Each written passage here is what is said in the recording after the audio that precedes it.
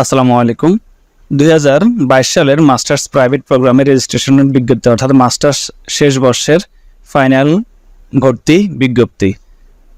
এখানে কারা কারা ভর্তি হতে পারবেন, ভর্তি হতে কি কি লাগবে, এই বিষয়গুলো একটু মনোযোগ সহকারে সম্পূর্ণ ভিডিওটি দেখবেন। আশা করি আপনি ক্লিয়ার হতে পারবেন এবং কত টাকা লাগবে, কি কি কাগজপত্র লাগবে ভর্তি হতে।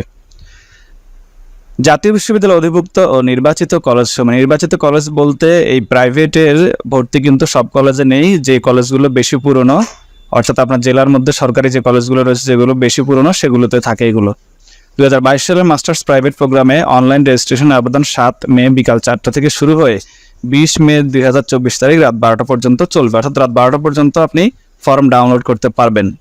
21 মে পর্যন্ত আপনি কলেজে জমা দিতে পারবেন। এখানে যে 300 এবং 800 টাকার কথা বলা হয়েছে, এটা আসলে জাতীয় বিশ্ববিদ্যালয়ের ফি। এটার সাথে আরও কিছু ফি যোগ হয়ে তারপরে আপনার কলেজের যে নির্ধারিত ফি, সেই ফি দিয়ে আপনাকে ভর্তি হতে হবে। আর এখানে যে মোবাইল ব্যাংকিংয়ের কথা বলা হয়েছে, এখানে টোটালি মোট কথা হচ্ছে এখানে যে যা যাই বলছে, এখানে আপনাদের বাকিগুলোতে কোনো কাজ নেই। শুধু আপনারা ফর্মটা ডাউনলোড করবেন, ডাউনলোড করে কলেজে গিয়ে কলেজের নোটিশ দেখে সেই নোটিশে যে টাকা এবং ফি এর কথা, কাগজপত্রের কথা বলা হবে, সেগুলো দিয়ে আপনি ভর্তি হবেন। তো এখানে যারা 2017 সাল তৎপরবর্তী অর্থাৎ 2017 সালের আগে যদি কেউ অনার্স পাস করে থাকেন বা প্রিলিমিনারি টু মাস্টার্স পাস করে থাকেন, তাহলে আপনি এখানে আবেদন করতে পারবেন না।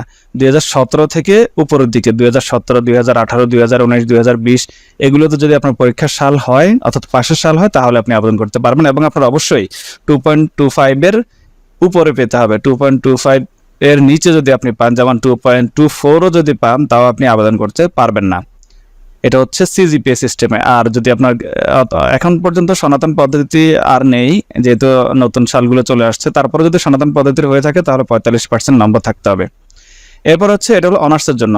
মনে রাখবেন, যারা অনার্স পরীক্ষা পাস ডিগ্রি পান অর্থাৎ কোনো বর্ষে অনেকবার পরীক্ষা দেওয়ার পরও ফেল রয়ে গেছে, আপনি সেক্ষেত্রে পাস ডিগ্রি সার্টিফিকেট নিয়েছেন, তাহলে আপনি আবেদন করতে পারবেন না। তো প্রিলিমিনারি টু মাস্টার্স যারা নিয়মিত থেকে পাস করেছেন বা প্রাইভেট থেকে পাস করেছেন, তারাও এখানে ভর্তির আবেদন করতে পারবেন। তাদেরও একই নিয়ম, 2.25 থেকে উপরে পেতে হবে, তাহলে আপনি এখানে আবেদন করতে পারবেন। এরপর হচ্ছে আবেদনের যোগ্যতা পূরণ করলে কারাবন্দীগণ আবেদন করতে পারবেন, প্রতিরক্ষা বাহিনীর সদস্যগণ আবেদন করতে পারবেন। এবার আসি, এই ভর্তি আবেদন করতে অনলাইনে কি কি লাগবে। আপনি যদি অনার্স থেকে পাস করে থাকেন, তাহলে আপনার অনার্সের রোল নম্বর, রেজিস্ট্রেশন নম্বর, পাশের সাল, 1 কপি ছবি এবং জন্ম তারিখ লাগবে। আর আপনি যদি প্রিলিমিনারি টু মাস্টার্স পাস করে থাকেন নিয়মিত অথবা প্রাইভেট, তাহলে আপনার degree roll number, registration number লাগবে এবং প্রিলিমিনারিরও রোল নম্বর, রেজিস্ট্রেশন নম্বর লাগবে, ছবি লাগবে, জন্ম তারিখ লাগবে। তো আপনি এটা অনলাইন থেকেই আবেদন করতে হবে, সম্পূর্ণ অনলাইনে। কোনো ম্যানুয়াল ফর্ম নেই, ম্যানুয়াল ফর্মটা পূরণ করার অপশন নেই। আপনি মাস্টার্স ট্যাব থেকে অ্যাপ্লাই নাও মাস্টার্স ট্যাব, এই অপশনটাতে যেতে হবে। এই অপশনটাতে গিয়ে আপনাকে আপনার রোল নম্বর, রেজিস্ট্রেশন নম্বর এগুলো দিয়েই আবেদন করতে হবে। মনে রাখবেন, এখানে যদি আপনার নাম শো না করে, তাহলে আপনি আবেদন করতে পারবেন না, আপনাকে জাতীয় বিশ্ববিদ্যালয়ে যোগাযোগ করতে হবে। তবে প্রথম 3-4 দিন একটু অপেক্ষা করবেন, যাদের আসবে না। অনেকেরই যখন আবেদন করতে যাবেন রোল ইনভ্যালিড দেখাবে। ইনভ্যালিড দেখালে আপনার টেনশন করার কিছু নেই, কয়েকদিন অপেক্ষা করবেন। 3-4 দিন অপেক্ষা করলে অটোমেটিক চলে আসবে, কাউকে টাকা পয়সা দেওয়ার কোনো প্রয়োজন নেই। 3-4 দিন অপেক্ষা করবেন। আর স্ক্রিনে দেখানো যে ইমো, হোয়াটসঅ্যাপ নম্বর রয়েছে, আপনি চাইলে আমাকেও নক করতে পারেন। আমি আপনার আবেদনটা করে আপনাকে আবেদনের কপিটা পাঠিয়ে দেবো, আপনি প্রিন্ট করে কলেজ জমা দিতে পারবেন। এখানে একটা অঙ্গীকারনামা পূরণ করতে হবে। কীভাবে অঙ্গীকারনামা পূরণ করতে হবে সেটা আমি পরবর্তী ভিডিওতে আপনাদেরকে দেখিয়ে দিব।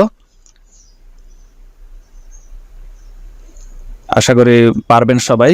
আমরা সাবজেক্টগুলো একটু দেখি। মনে রাখবেন, এখানে প্রাইভেট যে ভর্তি, প্রাইভেট ভর্তিতে কোনো সায়েন্সের বিষয় অর্থাৎ বিজ্ঞান শাখার কোনো বিষয়ে ভর্তি হওয়া যায় না।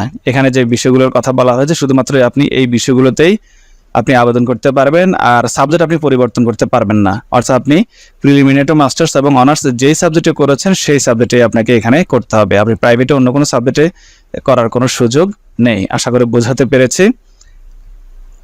এটারও রেজিস্ট্রেশন মেয়াদ 3 বছর থাকবে। এটা কলেজ কর্তৃপক্ষের করণীয়, এটা আপনাদের দেখার প্রয়োজন নেই, এগুলো দেখার প্রয়োজন নেই। ফি, এবার কলেজের তালিকাটা একটু খেয়াল করুন। সারা বাংলাদেশে কোন কোন কলেজে মাস্টার্স ফাইনাল প্রাইভেট ভর্তি হওয়া যায় সেই কলেজের তালিকা এখানে দেওয়া রয়েছে, খেয়াল করুন। আমি স্ক্রিনে একটু দেখানোর চেষ্টা করছি, একটু বড় করে। সবগুলো কলেজের নাম বলা সম্ভব নয়, আমি তারপর আপনাদেরকে স্ক্রিনে দেখানোর চেষ্টা করছি যে আপনার জেলার পাশে বা আপনার জেলায় কোন কলেজে এটা ভর্তি হওয়া যায়। স্ক্রিনে দেখে নিন, আপনারা চাইলে স্ক্রিনশট নিয়ে নিতে পারেন। আর সবার কাছে অনুরোধ থাকবে ভিডিওটি শেয়ার করবেন, হয়তো আপনার একটি শেয়ারে একজন প্রার্থী হলে উপকৃত হতে পারে। অনেকের কাছে এগুলো নতুন লাগতে পারে, হয়তো অনেক কিছু নাও বুঝতে পারে।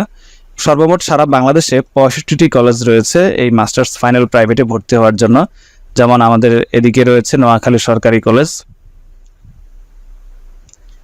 তো মোটামুটি এই ছিল তথ্য। আপনারা কোনো প্রশ্ন থাকলে ভিডিওতে কমেন্ট করবেন, আমি অবশ্যই সেটা রিপ্লাই দেওয়ার চেষ্টা করব। সবাই ভালো থাকবেন, আল্লাহ হাফেজ।